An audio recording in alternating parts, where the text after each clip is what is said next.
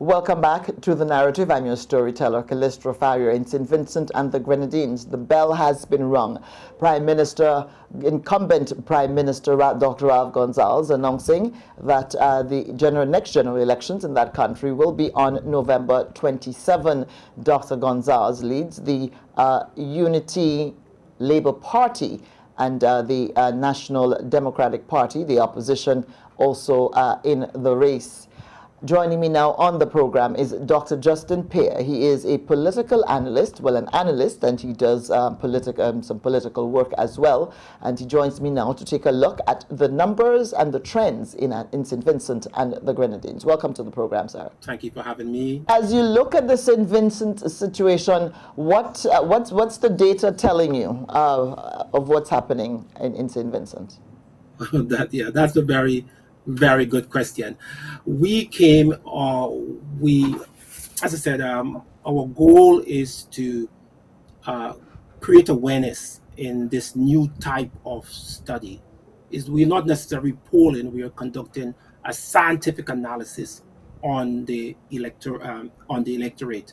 We are conducting a scientific analysis on the population, and the reason why we believe that we'll do a very good workout at it is because we as a firm, we have one of the largest database of persons in the region. So we went to St. Vincent on the 1st of October to the 30th of October, and we conducted an analysis of persons within the 15 constituencies. On average, we interviewed random from either social media, either from their cell phone, WhatsApp, internet, and in person, on approximately 2,402 persons. In terms of the methodology we use was what is called random stratified sample. We sampled at least one in every 16 person, and in cases in the larger constituencies, we sampled one in every 25 persons. And the data that we got is very interesting. So over the last week, we were able to interview some of the political leaders, persons from the ULP, persons from the NDP. I was fortunate to interview Dr. Gonsalves in terms of our prediction, because what we want to do is that to first present the data to the stakeholders and get their interpretation. So that's what we did.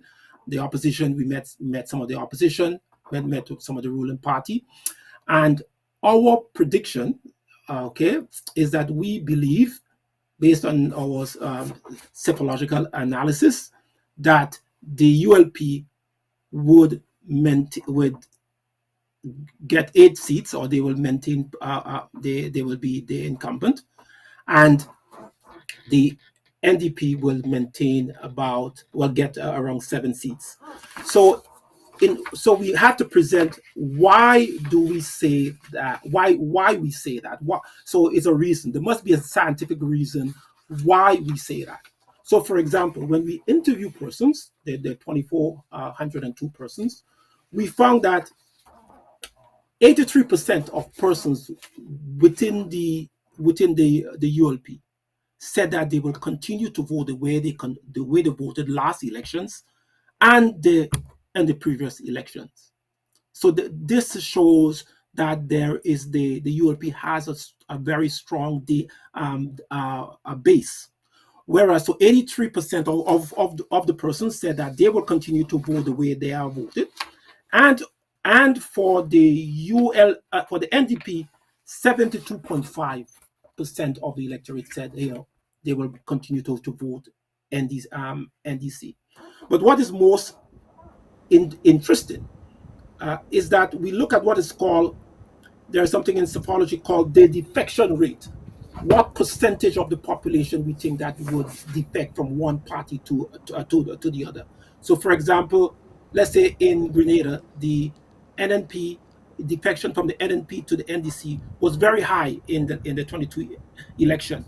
However, the defection rate within the ULP, from ULP to NDP, was 8.5%, compared to the defection rate from NDP to ULP with 10.2%. So we believe that we see that there is a trend for the incumbent in terms of moving towards being comfortable with their political leader. So that's one of the reasons why we say that the ULP will be victorious in the November 27th elections. How was the final sample size determined in this, and what confidence level or margin of error, as you guys say in the business, does that correspond to?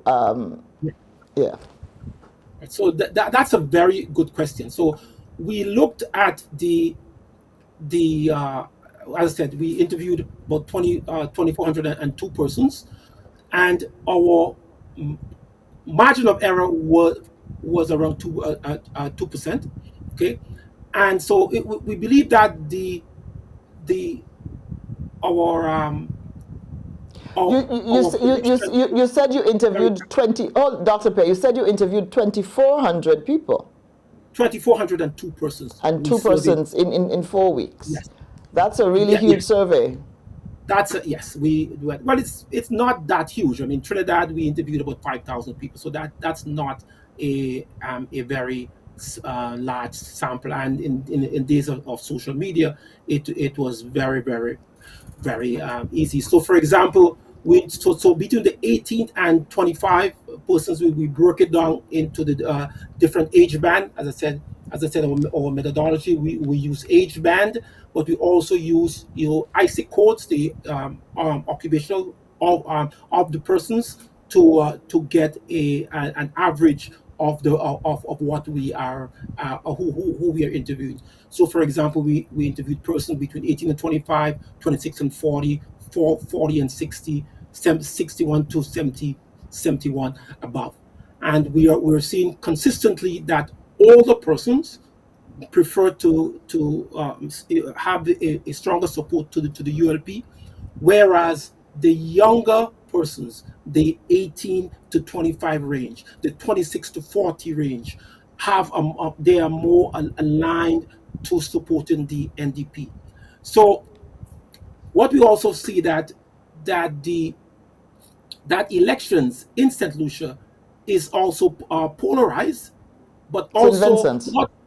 Yes, sorry. In St. Vincent is polarized between urban and rural, but it's also polarized in terms of gender.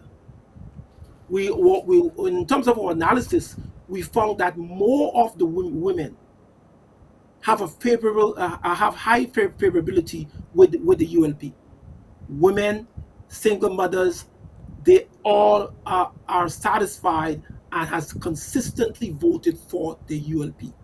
Whereas the men, most men, and especially persons in the urban areas, and especially young men who are either unemployed or underemployed, tend to go towards the NDP. And in the election cycle in most of the Caribbean region, we also realize that women are better at they follow elections more, and they are also they vote more. So therefore, we believe that because of that, they will then the ULP has a better chance of success. Let me ask you, the respondents from the survey, did you use primarily online means to contact them? Was it face-to-face, mixed mode? Break that down for me, as well as did you use the voters registration database for this survey?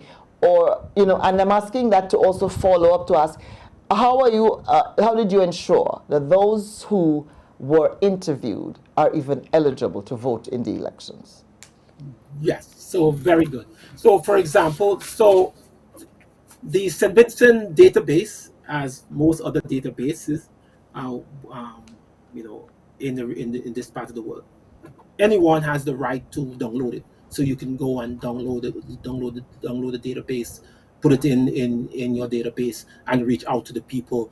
So Google, with the exception of Google, with Google, you can use Google and get the exact information on people, who they are, where they live, it's you can see them. So so what we have done in our methodology is to determine what is called electronic grid on the country, a data grid, a geospatial grid on the country. And we looked at the parishes, of course. We looked at the constituencies, but we also looked at the polling stations. So we can now cordon off most of the electorate based on the constituency that they live in, but also in the polling station that is closest to them. And we reach out to them. As I said, we have the database, and that is the advantage we have on most other political organization. Most political organizations, they don't. Most of them do not know who the voters are. So what we have done is that we had an idea of who we are interviewing, and so far it was pretty good. Okay. And did you apply any weighting procedures after you collected the data? And if so, Well, what yes. what variables were weighted in this? Well, yeah, I mean, we the normal statistical variables, we as I said, random stratified samples. We also did some focus group. We did some purposeful sampling. We interviewed persons within certain age band, certain economic band, certain gender band, and so obviously we had to balance it. We also had to get a third party, because anytime we about to report a document, we have to give it to an independent person to see if it's valid or test it before we send it out. And so far, it is good. Over the last week, we presented our findings, as I said, to the persons in the ULP. We interviewed the Prime Minister of St Vincent. We showed them their data, and then we interviewed the opposition. We showed them their data, and now we had very, very good response. So So so it, wa- it, so it so was this an independent analysis that you did? Or you were not contracted by one or by the incumbent or by the opposition? Yes, it's because of the superior nature of our analysis. As I said, this is psephology. It's a new type of science. It's a science that is kind of, has been popular in India for maybe 30, 40 years. And because of because of our association with India, and our association with the IIT, they do, I thought that I believe that the science was very interested as a statistician. So my goal was to bring this type of technology, this new type of technology here in the Caribbean. And because we have the advantage of having the largest database of Black indigenous people of color of anywhere in the world, 60 million people, we could agitate that database. We can find people, we can locate the exact geospatial data of any voter in any of these countries. So, and obviously Google, and through Google and others. So we have a little advantage, and the reason why we try at this time try to go not to be hired by anyone, because we do not want to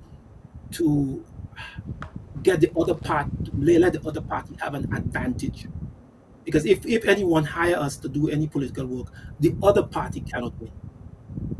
Okay, because as I said, most political parties do not have the technology that we have, and the technology that we have generally comes from India, and India has a long history of psychological research. So what we have done is that we have stayed away from taking funds from people, because it would have, quote unquote, what they said, affect the democratic process. And based on certain laws, we cannot really, So eventually, we want to do that.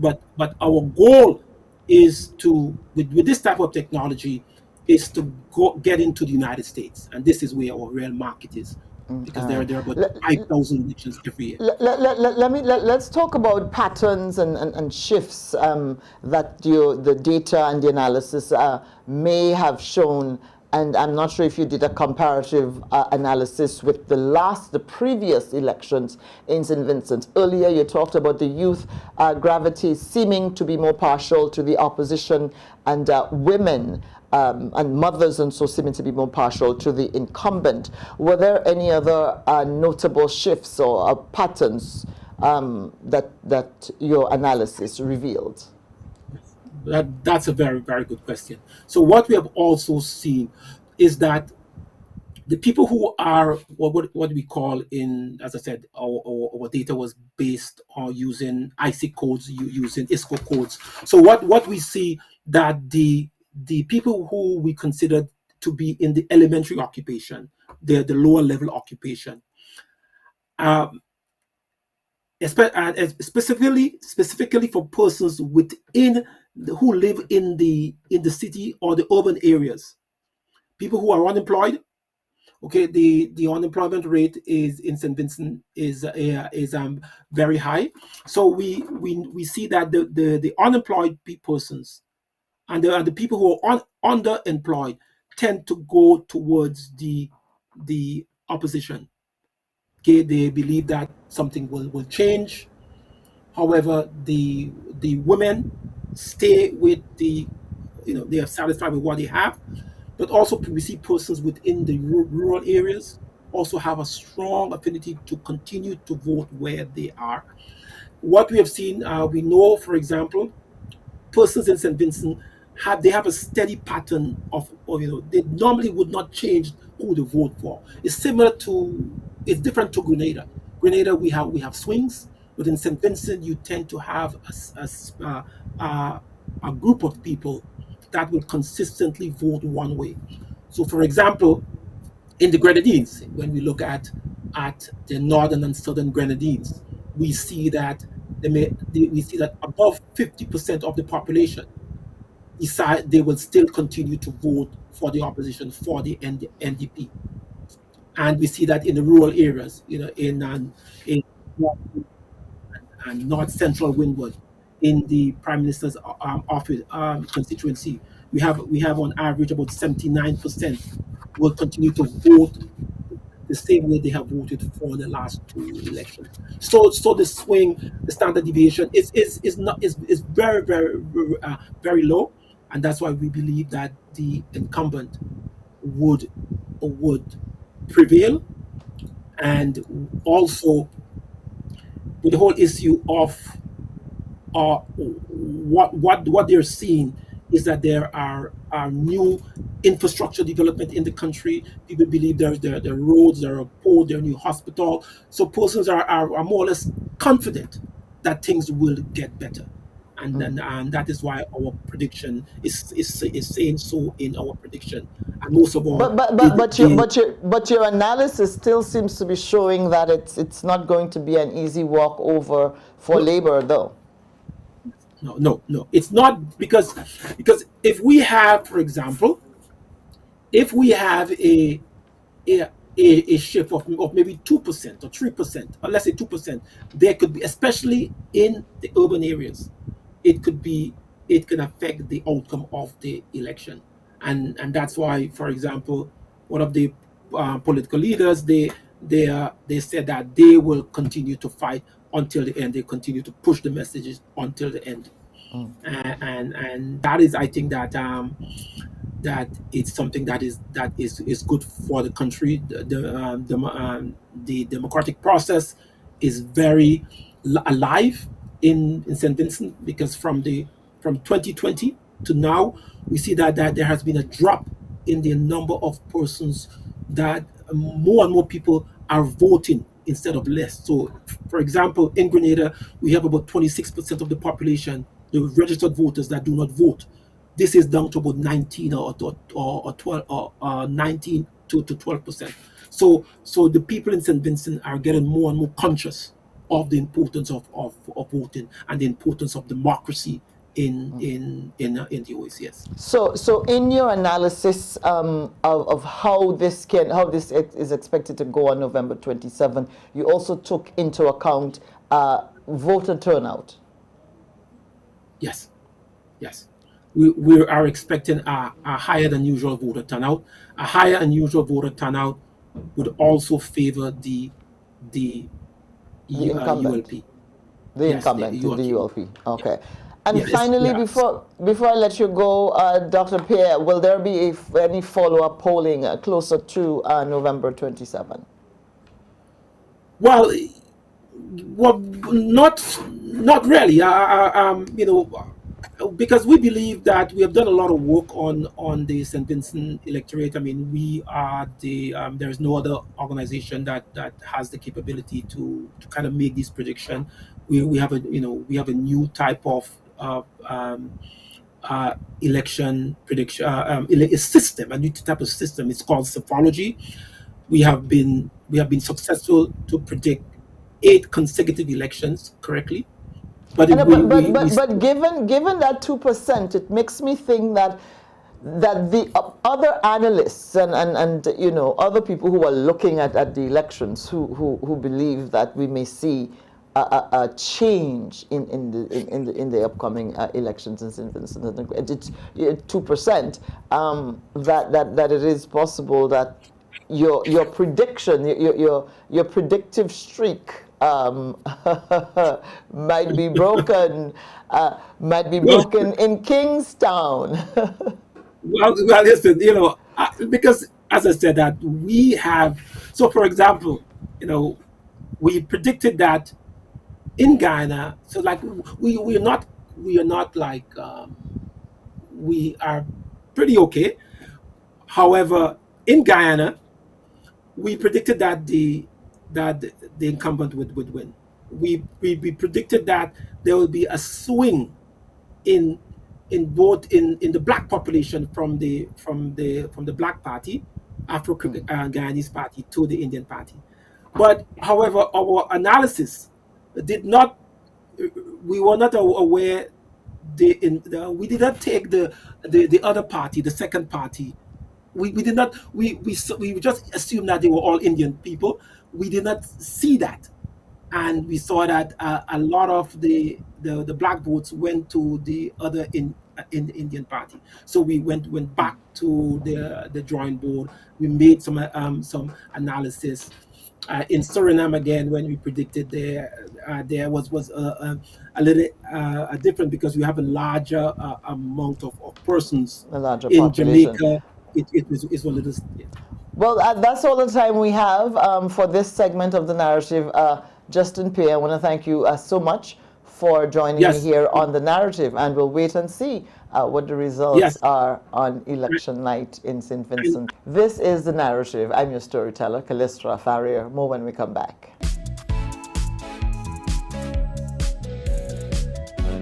Show that